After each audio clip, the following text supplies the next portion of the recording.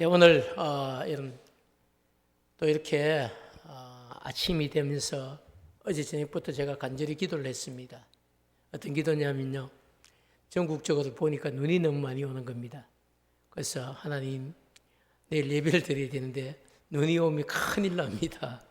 눈이 오지 않게 해달라고 기도를 하고, 또 수온주를 보니까 아침에 영하 8도 정도 되더라고요.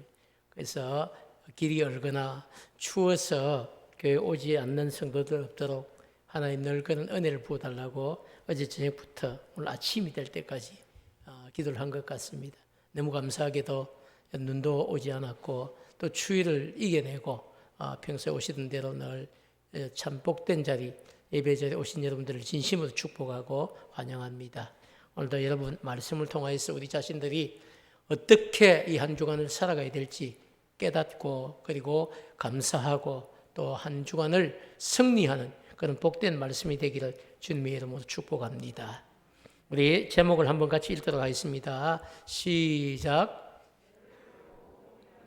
온 박사들. 그렇죠. 별을 보고 경배하러 온 박사들, 이런 제목으로 말씀 한번 전하려고 생각합니다.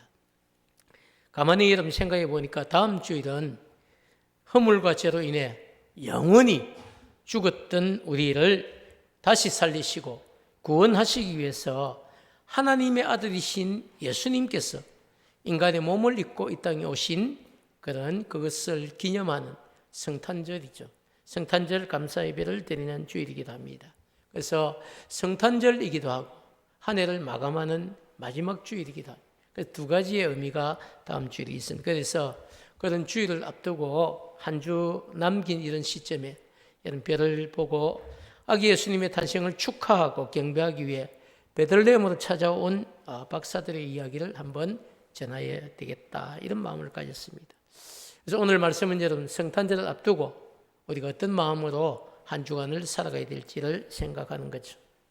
예수님은 여러분 역사적으로 보았을 때에 헤롯 왕이라는 사람이 유다 나라를 통치할 때에 베들레헴이라는 곳에서 탄생하게 됩니다. 본문 1절에도 그걸 이야기하는데요. 본문 1절에 등장한 헤롯 왕은 에서의 후손인 이둠의 사람 안티파터 2세의 아들이었습니다. 이게 무슨 얘기냐면요, 헤롯 왕이 여러분 에서의 후손인 이두메의 아들 안티파터 2세라는 사실은 그가 정통 유대인이 아니라는 사실을 포함하고 있는 겁니다. 이스라엘 나라는 정통 유대인을 엄청나게 중요하게 생각합니다. 그런데 그런 의미에서 봤을 때 헤롯 왕은 에서의 후손이었기 때문에 정통 유대인이 아니다. 왜냐하면 유대인들은 에서의 후손을 정통성 있는 유대인으로 인정하지 않습니다. 그럼 누가 여러분 정통성 있는 유대인이냐? 바로 야곱의 후손들이죠. 아브라함과 이삭과 야곱으로 연결되었기 때문에 야곱의 12아들이거든요. 그래서 야곱의 후손들만이 정통 유대인이다, 이렇게 인정을 했습니다. 그렇기 때문에 여러분 유대인들은 지금 헤롯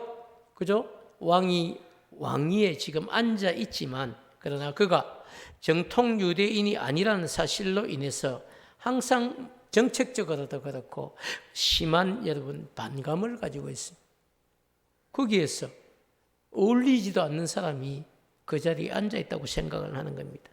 유대인들의 여러분 이런 분위기를 알고 있었던 헤롯 왕은 유대인들로부터 제일 중요한 게 그 유대인 백성들로부터 마음을 얻어야 되거든요. 왕이기 때문에. 그런데 마음을 얻을 수가 없는 겁니다. 그래서 자신이 왕으로 있던 이 재위 기간인 BC 20년이죠. 예수님 오시기 20년 전부터 제3성전인 헤롯 성전을 재건을 합니다. 엄청난 돈을 들여서 엄청난 규모의 헤롯 성전을 재건하지만, 그러나 여러분 유대인들로부터 마음을 얻는 데는 실패하고 맙니다. 그걸 아무리 돈을 들여서 큰 성전을 지어줘도 이 정통 유대인이 아니기 때문에 인정을 받지 못하는 겁니다. 그래서 어떻게 보면 불안한 왕자입니다. 이런 불안한 왕자에 앉아있는 헤롯 왕 앞에 어느 날 갑자기 사람들이 찾아온 겁니다. 보니까 동방으로부터 온 박사들입니다. 그들이 예루살렘 성전으로 들어와서 느닷없이 이런 질문을 하는 겁니다. 왕이시여, 유대인의 왕으로 나신 이가 어디 계십니까? 우리가 동방에서부터 그의 별을 보고 그에게 경배하러 이렇게 먼 길을 왔습니다 라고 하면서 태어난 유대인의 왕을 보여달라고 요청을 하는 겁니다. 자, 여러분, 본문에서 여러분 이야기하고 있는 동방이라는 곳은 도대체 어딜까요? 이 동방이라고 하는 헬라어 단어를 보면요, 아포아나톨론입니다. 아포아나톨론. 그 뜻은요, 해가 떠오르는 곳으로부터입니다. 그 해가 떠오르는 곳이죠. 그게 동방이에요. 그래서 동방의 위치에 대해서 다양한 많은 견해들이, 신약학자들로부터 다양한 많은 견해들이 있습니다. 신약을 연구한 학자들은요, 이 동방을 어떻게 이야기하냐면 페르시아일 거다, 아니면 바벨론일 것이다, 또 어떤 분들은 메대일 것이다 이렇게 이야기해요. 어떤 분은 아니다, 아라비아일 것이다, 이렇게 다양한 여러분 주장들을 합니다. 왜 그러냐면요, 저 지금 언급하고 있는 나라들이 전부 해 뜨는 나라거든. 해가 돋는 나라. 그래서 해가 떠오르는 나라이기 때문에 동방이라는 단어가 그렇게 딱 생각을 했습니다. 그런데 그런 연구들 가운데 여러분, 가장 많은 지지를 받은 곳이 도대체 어디냐? 이 여러 나라들 가운데 바벨론이란 나라였습니다. 바벨론. 왜 여러분 바벨론이 그런 지지를 받았을까요? 바벨론에는 여러분, 우리가 잘 알다시피 구약의 역사를 보면요, 바벨론에 포로로 끌려갔던 유다 백성들이 있습니다. 아수르는 사마리아에 여러분, 사마리아가 공격을 당하고죠. 북이스라엘은 사마리아가 멸망을 하죠. 그리고 북이스라엘은 아수르에 멸망하기 때문에 어디 포로를 끌려가냐면요, 아수르에 대부분 끌려가요. 그런데 남유다 백성은 어디에 끌려가냐면 바벨론에 끌려갑니다.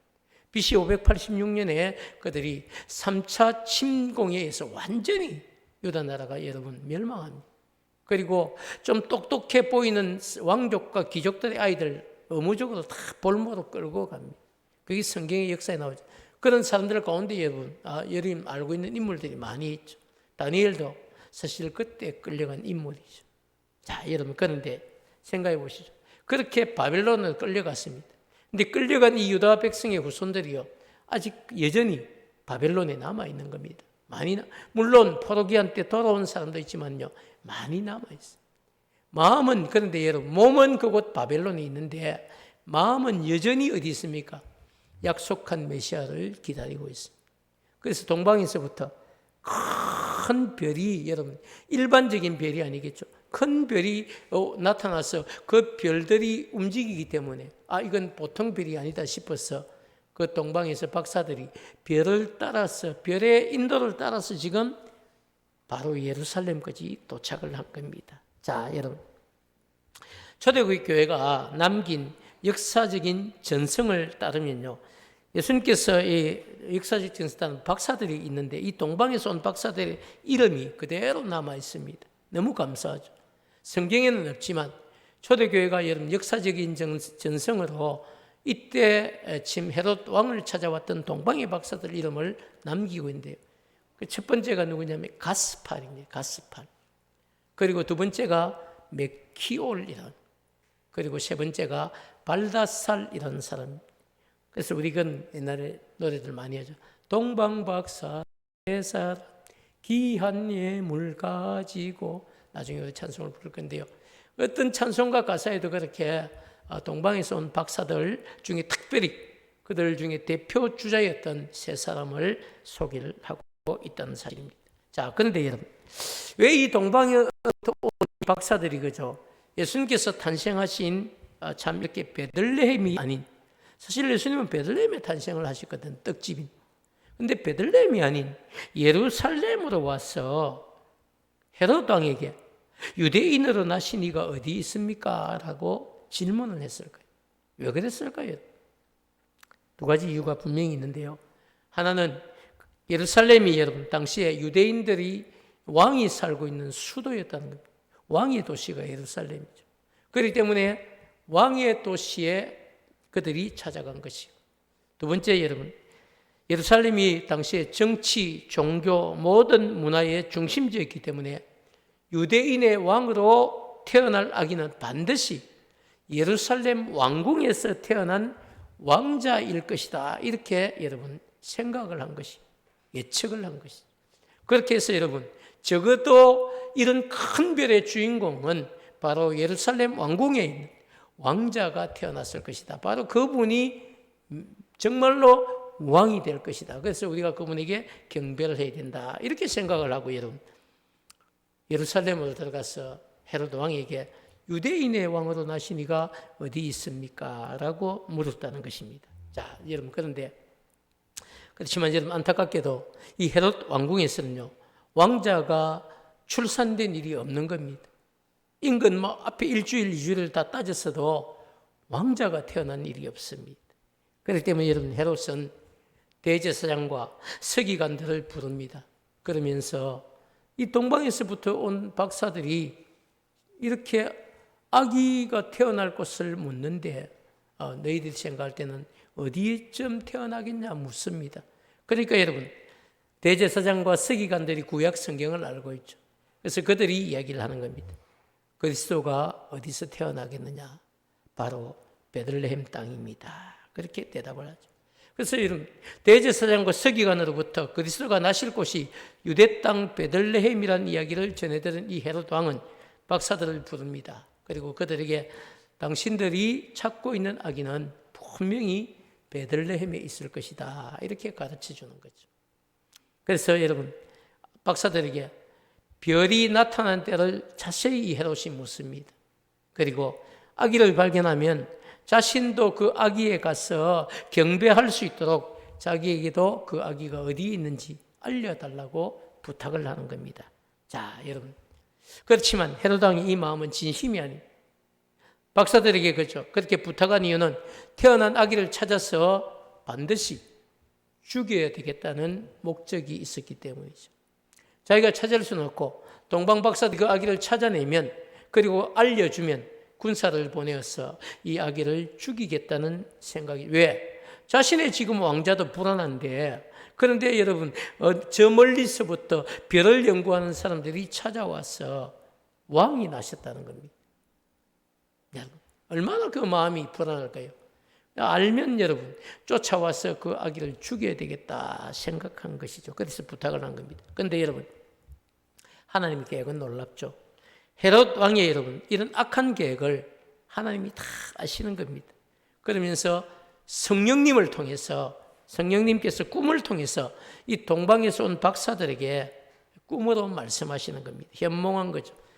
헤롯에게로 너희들이 가지 말고 다른 길로 고국으로 돌아가라, 이렇게 말씀하시면서 태어난 이 아기가 헤롯에 의해서 죽임을 당하지 않도록 철저히 보호해 주셨다는 사실입니다. 자, 사랑하는 여러분, 우리가 생각할 때 그죠? 이게 아무것도 아닌 것 같지만 하나님의 일하심은 이렇게 세밀합니다. 여러분, 한번 생각해 보시죠. 만약에 이때 그죠? 동방 박사들이 아무 생각 없고 성령님께서 그런 일을 하지 않으셨다면 어쩌면 헤롯에 의해서 아기 예수가 위험하게 될 수도 있었겠죠. 그것을 알고 여러분, 성령을 통하여서 박사들에게 꿈을 통해 말씀하시는 겁니다. 너 모두 다 헤롯에게로 돌아가지 말고 다른 길로 너희들의 고국으로 돌아가라 라고 말씀하시죠. 박사들은 여러분, 이 성령님의 음성을 그들이 인정하고 그들이 헤롯에게로 돌아가지 않습니다. 그리고 여러분, 박사들이 헤롯이 가르쳐준 이대로 베들레헴을 향해서 그들이 이제 발걸음을 옮기는 겁니다. 그런데 동방에서부터 박사들을 인도해 오던 그 별이 다시 움직이기 시작합니다. 박사들을 인도해서 아기가 있는 베들레헴 그 집으로 향하는 겁니다. 별의 인도를 따라서 여러분, 베들레헴 한 집에 도착한 이 박사들은 그 집에 들어가서 보니까 아기가 있는 겁니다. 그리고 그 아기의 어머니 마리아가 그 아기를 품고 있는 것이죠. 함께 있는 것을 보고 그 앞에 엎드려서 아기에게 경배를 드립니다. 그리고 자신이 준비해 갔던 이 보배 합을 열어서 황금과 유향과 몰약을 예물로 드렸습니다. 왜 이런 것을 성경이 기록했을까요? 고대 사회는 보면요, 왕 앞에 나아갈 때는 어떤 일이 있어도 빈손으로 여러분 나가는 일이 없습니다. 왕 앞에 갈 때는 반드시 뭘 가져가야 됩니까? 예물을 가지고 갔어. 왕을 만나는 것을 배알한다 이렇게 얘기하는데요. 예물을 가지고 가서 왕을 배알하는 것이 반드시 이게 기본적인 여러분 왕을 배알하는 방법이었습니다. 그래서 동방에서 온 박사들은 왕을 만나면 자신들이 드릴 것이라고 그 당시 세상에서 정말 귀한 세 가지 예물을 가져가서 왕께 드린 것이죠. 그 세 가지 예물이 여러분 알고 있는 황금과 유향과 몰약입니다. 자, 근데 여러분 황금은 당시에 상징하는 것이 있었습니다. 황금은 당시에 왕권을 상징하는 예물이었습니다. 그래서 여러분 왕들은 왕관을 쓴 것부터 다 황금이고요. 왕의 모든 치장물들은 다 황금이었습니다. 그래서 황금을 여러분 쓰고 있고 뒤집어 쓴 사람들은 대부분 보면 황제가 아니면 왕들이죠.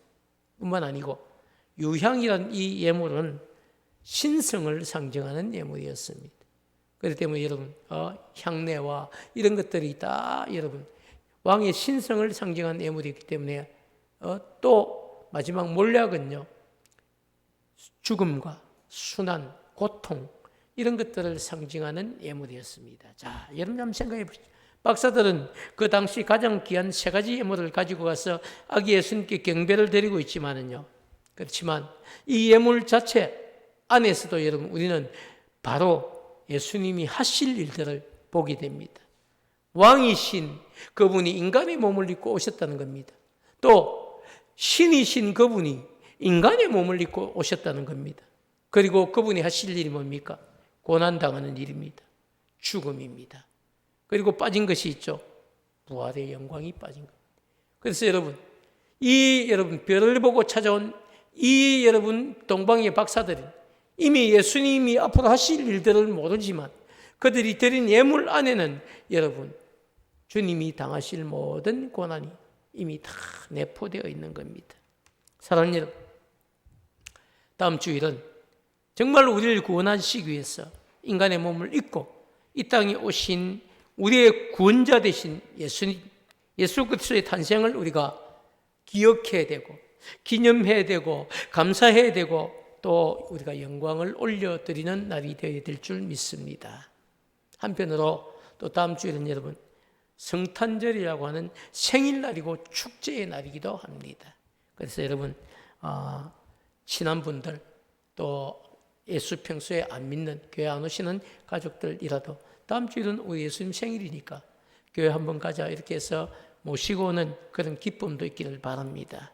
뿐만 아니라 여러분 제가 오늘 말씀을 통해서 드리고 싶은 것은 친한 여러분 친구의 집이나 또 자녀나 손주가 태어났다 이런 얘기를 듣고 그 집을 방문할 때 여러분 뭘 준비해 갑니까?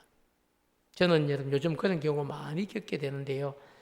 저 같은 경우에는 처음에 선물도 준비해보고 이것저것 사서 가보기도 하는데 가보면요 그 집에 그런 것들이 다 있습니다. 그래서 어떻게 합니까 여러분? 제 마음을 결국은 제 마음을 담은 금일봉을 가져가서 전달하고 혹시 가지 못하게 되면 계좌번호 달라고 해서 이체를 해서 마음을 표현하게 되죠. 그게 여러분 아마 저뿐 아니라 여러분도 별반 차이가 없이 요즘 그렇게 살아갈 겁니다. 그렇기 때문에 여러분 정말로 중요한 것은요. 좀 오늘 제가 이런 헌금 이야기를 해서 너무 한편으로 죄송하지만 또 한편으로는 영적 아비의 심정으로 여러분이 좀 복을 받았으면 좋겠다 이런 마음이 있어요. 제가 이렇게 개척해서 지금까지 20년 가까이 오면서 헌금 설교를 별로 하진 않습니다. 저는 그게 여러분에게 부담을 주지 않기 위해서 안 했는데요. 근데 여러분 다른 데 가서 얘기를 들어보면 꼭 1년에 한두 번 헌금 설교를 하고 그리고 간정이 있다는 겁니다. 정말 정성을 다해서 하나님 밥 드리고 성도들이 물질적으로 복을 받는 은혜가 있었다는 이야기를 한다는 겁니다. 저도 목회를 하면서 그런 이야기를 좀 듣고 싶습니다. 목사님, 우리 가정이 너무너무 물질로 어렵습니다. 이런 이야기만 듣는 것이 아니고 저희 가정에 생각지도 않았던 물질적인 복을 받았습니다. 여러분 이런 고백을, 이런 간증을 저도 정말 듣기를 원합니다. 그런데 여러분 어떻게 해야 됩니까? 결국은 여러분 심어야 거둘 수 있는 거죠. 아무리 여러분 집 앞에 텃밭이 있으면 뭐합니까? 그건 그냥 씨를 심지 않으면요, 가을이 되어서 이런 배추나 무를 거둘 수가 없습니다. 반드시 배추씨를 심고 무씨를 심어야만이, 그래야 여러분 가을이 되면 배추와 무를 풍성하게 얻어서 김장도 하고 깍두기도 담고 하지 않겠습니까? 그건 너무나 당연한 여러분 이치거든요. 영적인 원리이기도 합니다. 그래서 여러분 우리가 심고 저는 거두는 법을 이제부터라도 우리 교회가 배워서, 그래서 정말 앞으로 살아간 날들이 지금까지 살아온 날보다 더 풍성한 물질적인 축복도 있는 그런 교회와 성도가 되기를 주님의 이름으로 축원합니다. 사랑하는 여러분, 정말 한번 생각해 보십시오. 그럴 때 여러분 혹시 초대를 받았을 때, 또 여러분 이체를 할 때 여러분 얼마만큼 여러분 금일봉을 보내십니까? 저는 금액은 잘 모르겠지만은요, 아마도 여러분 초대한 사람과 가까우면 가까울수록 그날 봉투에 담아가는 금일봉이 더 금액 액수가 더 많아질 겁니다. 제 경우 그렇더라고요. 정말 가까운 사람이 연락이 오면 여러분 액수가 더 많아지더라고요. 여러분, 그래서 저는 정말 우리의 구원자 되시는 아기 예수님의 탄생을 축하하는 성탄절에 우리가 빈손으로 올 수는 없지 않겠습니까? 빈손으로. 그래서 형편에 따라서 여러분 다 준비하시되 정성을 다해서 준비하시면요, 반드시 여러분 심고 거두는 그런 분명한 축복을 저는 경험하게 될 것이라고 믿습니다.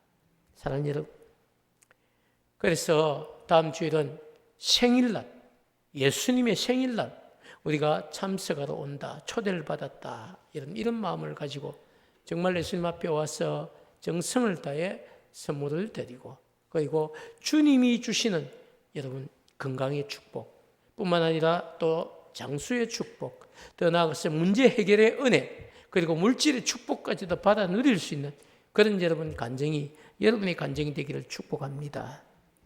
여러분, 선물이라는 것은 준비할 때도 그죠, 그 마음에 기쁨이 있어야 되고, 또 드리면서도 그 마음이 기뻐야 되고, 그리고 심지어 받는 분도 기쁨이 되어야 우리가 드린 선물이 의미가 있지 않을까요? 그래서 여러분, 그렇기 때문에 오늘 제가 이런 설교를 한다고 해도 다음 주일 여러분 억지로 마지못해 여러분 헌금하시지는 마시기 바랍니다. 기쁜 마음으로 하십시오. 기쁜 마음이 있는 분들만 온전히 하나님 앞에 드려서 정말 복을 받는 그런 분명한 간증이 있기를 축복합니다. 생각해 보면 여러분, 모든 것이 여러분 예수님의 탄생으로부터 시작되는 거예요. 성경의 모든 역사들이 그렇습니다. 예수님, 구약 성경은요, 예수님이 오실 것이라는 이야기를 해놓은 겁니다. 구약 성경을 여러분 39개 성경을 한꺼번에 우리가 딱 정리를 하면 메시아가 오실 것이다, 이 이야기예요. 우리의 죄를 해결할 수 있는 유일한 희생제물이 메시아다, 바로 그분이 오실 것이다, 이런 이야기고요. 그리고 신약 성경 복음서는 그분이 오셨다는 겁니다. 오셔서 그분이 우리에게 하나님의 나라를 가르쳐 주셨다는 겁니다. 그리고 다 가르쳐 주시고 그분이 직접 뭐가 되신 겁니까? 마지막 희생제물이 되어서 십자가에서 죽으셨다는 겁니다. 그리고 여러분, 더 중요한 사실은 그때부터죠. 죽으신 그분이 그것으로 끝난 것이 아니고 3일 만에 부활하셨다는 겁니다. 그리고 40일 동안 이 땅에 계시면서 제자들과 함께 복음 전하시다가 여러분 500여 형제가 보는 앞에서 들리어 올라간 것이죠. 성천을 하신 것입니다. 그리고 그분이 올라가시면서 우리에게 마지막 약속을 하나 남겼습니다. 그게 뭡니까? 다시 오실 주님입니다. 그래서 우리는 여러분 이 마지막 시대에 성탄절이지만 재림에 대한 분명한 소망을 가지고 여러분 성탄절을 맞이해야 된 줄 믿습니다. 복음의 여러분 모든 과정들이 예수님의 탄생으로부터 시작되었음을 우리는 부인할 수가 없습니다. 누가 뭐라고 해도 여러분 성경은 오실 예수님에 대한 이야기와 오신 예수님에 대한 이야기, 그리고 다시 오실 예수님에 대한 이야기로 정리할 수 있습니다. 사랑하는 여러분, 그렇기 때문에 여러분 우리가 물질로는 도무지 갚을 수 없는 구원과 영생의 기쁨을 우리에게 주신 하나님의 크신 은혜에 감사하고, 그 은혜 안에서 살아갈 수 있는 여러분 재림의 소망을 둔 우리 품은 가족들이 되기를 축복합니다.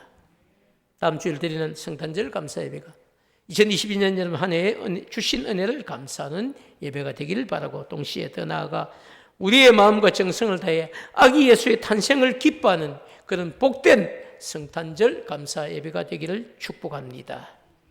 저뿐 아니라 오늘 이 자리에 계신 여러분 모두 한 분 한 분 모두가 성탄의 기쁨과 의미를 여러분 되새기며 한 주간 기도함으로 다음 주일 성탄에 참여할 수 있는 그런 분명한 은혜가 있기를 주님의 이름으로 축원합니다. 오늘은 찬양과 결단 기도 없이 제가 기도하고 마치도록 하겠습니다. 사랑의 아버지 하나님, 고맙고 감사합니다.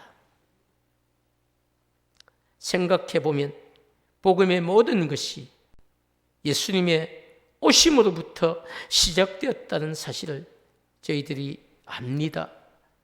아버지 하나님, 그 사실을 잊지 않게 하여 주시고 주님의 탄생으로부터 복음이 전해졌고 그 복음을 받고 저희들도 구원받은 백성이 되었습니다. 아버지 하나님, 그 복음의 출발점인 주님의 오심을 저희들이 그냥 의미 없이 맞이할 것이 아니라 반드시 한 주간 기도하고 감사함으로 성탄의 기쁨을 맞이하고 나눌 수 있는 저희들이 되게 하여 주옵소서. 고맙습니다. 다음 주일 또 가족들 가운데 한 번도 교회 마당을 밟지 않은 분이 있더라도 한 주간 기도하고 그 가족을 모시고 와서 함께 예수님 생일을 축하하고 나눌 수 있는 그런 복된 주일이 되게 도와주옵소서. 다음 주 수고할 우리 삼남전도의 회원들에게도 하나님 기쁨을 주시고 또 몸을 통해서 헌신할 때에 하나님 그 헌신의 흔적들도 그 가정과 삶에 나타나게 도와주옵소서. 예수님 이름으로 간절히 기도드립니다. 아멘.